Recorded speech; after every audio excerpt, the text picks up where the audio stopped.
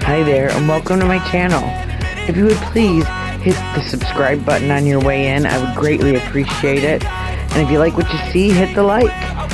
It's free and it helps get me out in that algorithm. Alright, let's get on to today's topic. Today I am going to be talking about the unsolved case of Paige Wrenkowski, who was a beloved Michigan substitute teacher out of the DeWitt school system, whose car was found idling along the shoulder of I-96 back in 1990. She just absolutely vanished after she dropped her mom off at the airport.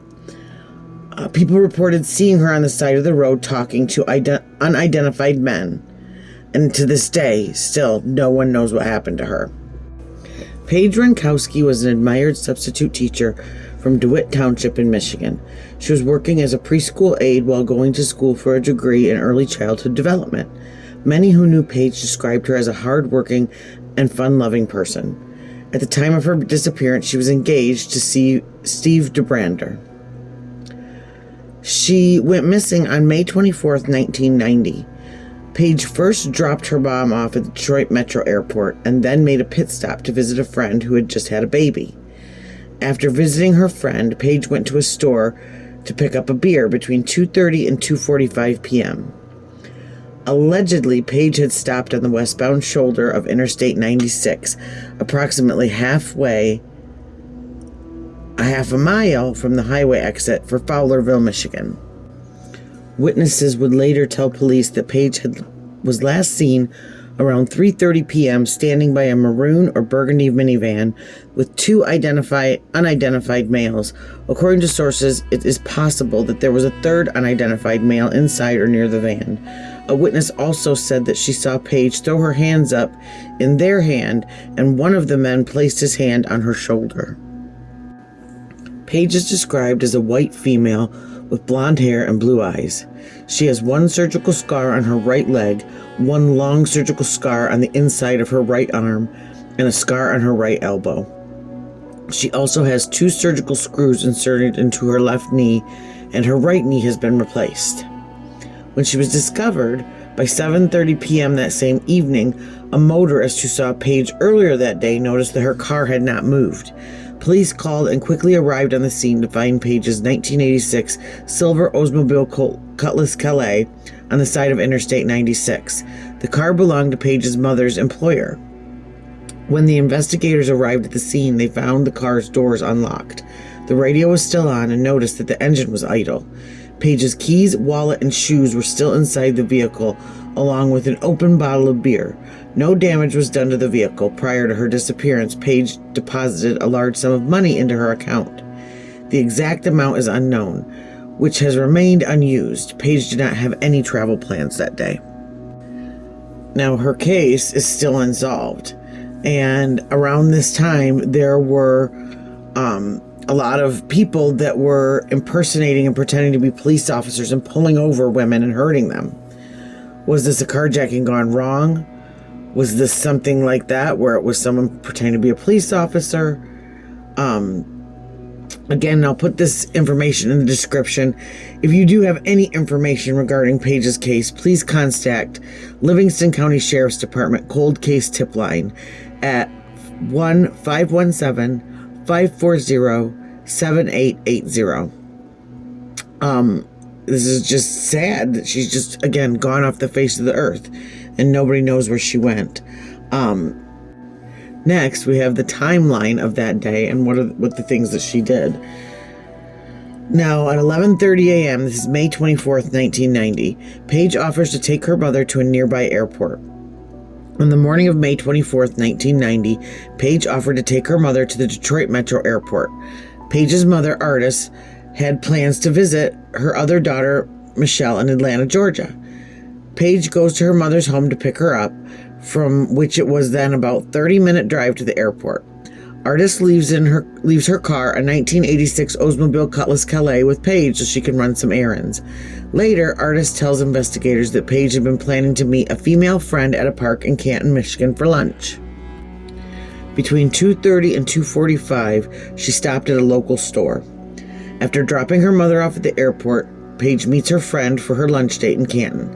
After that, she planned to watch her fiancé play softball. On the way, she stops at a store located west of Interstate 275 in Canton, Michigan. While she's there, she purchased one single bottle of beer.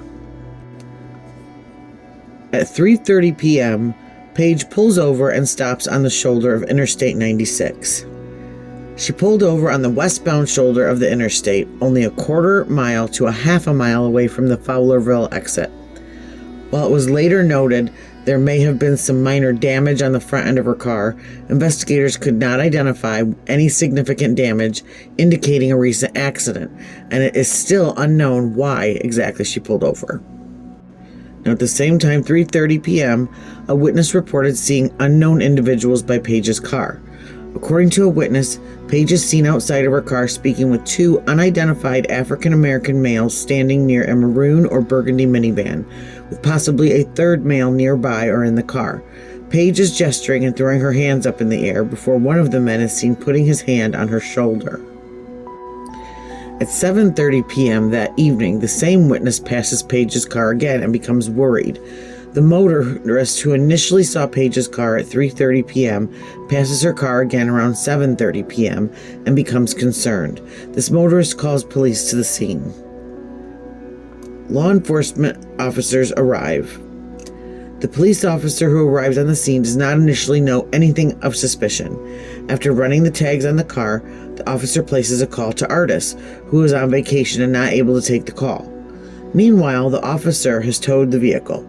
The investigators later noted that Paige's silver 1986 Oldsmobile Cutlass Calais was pulled over on the side of the interstate around a quarter mile to a half a mile from the Fowlerville exit.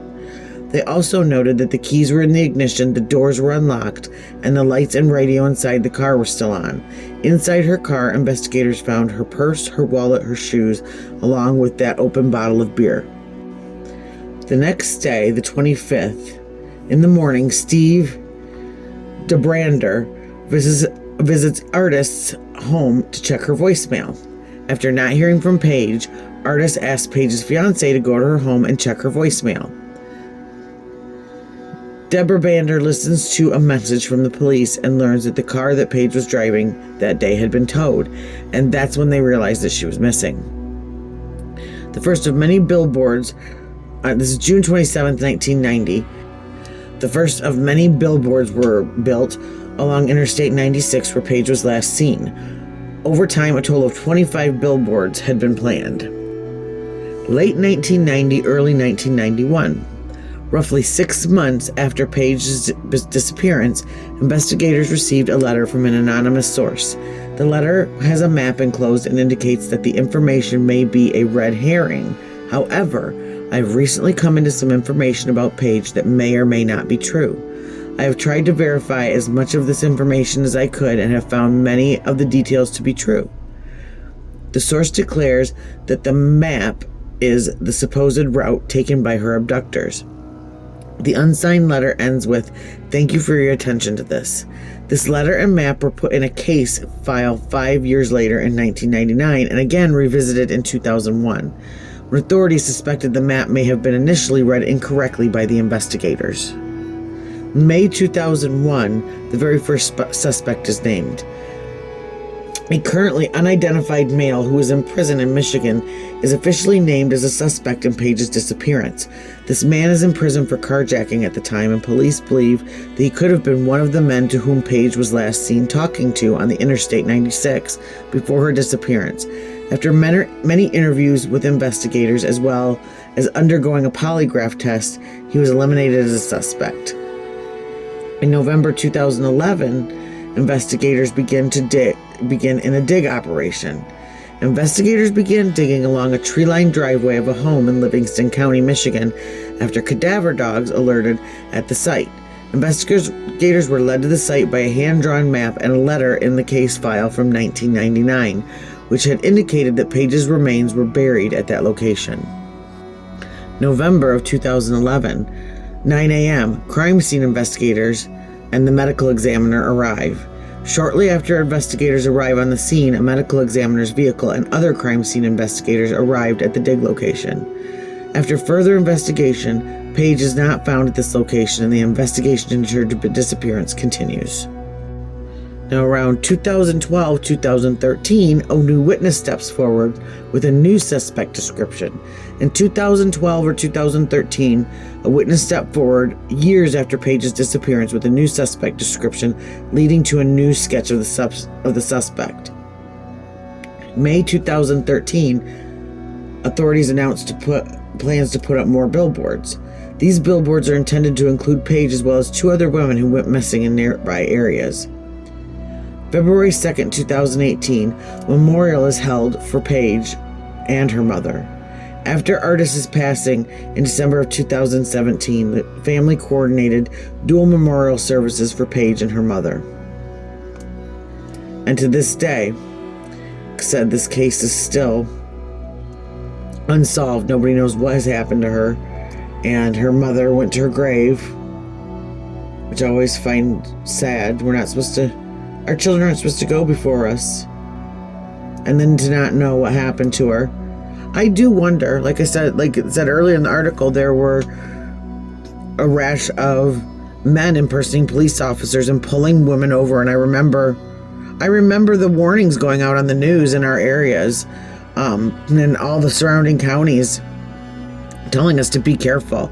And my mom was a single mom and talking about being nervous getting on the expressway when just she and I had to go somewhere to visit family or something, and hoping we weren't going to get pulled over so that she didn't have to be afraid or worried. And, no cell phones back then, anything like that. So I hope you enjoyed today's unsolved cold case, missing case of Paige Rinkowski.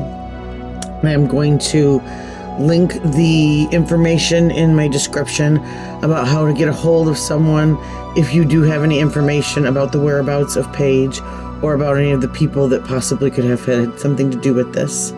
I'm going to try and stick more to unsolved cases, because I feel like if I'm going to be doing this, maybe I can do something to help a little bit. And a lot of these cases I didn't know about. So if I didn't know about them, there's a lot of people that don't know about them. And, the more eyes and ears you have looking for someone that's lost, the better. So on that note, I hope that you enjoyed this. And I am going to try and find some more. We've got a lot of unsolved missing Michigan cases here. I was amazed. I found a couple of websites that list them, and it's just crazy. Especially the amount of women missing. And so, that's going to be kind of the way that I'm turning the page. I might be doing less videos a week, but I am trying to go for better quality versus quantity. So I hope you enjoy that. If there's anything that you'd like me to see me do, if there's any cases from your area that are unsolved of missing people that you would like me to do some research on and put out on the airwaves so that people know about it, let me know in the comments. And other than that, I hope you all have a wonderful, wonderful day and rest of your week. I'm going to try and get something out again on Saturday. We'll see. I don't know. I've got a lot of stuff going on this weekend, but until then, everyone take care of yourself. Be careful. Be aware. And just, have a wonderful, wonderful day and a week. So on that note, have yourself a good one. Cutsy out.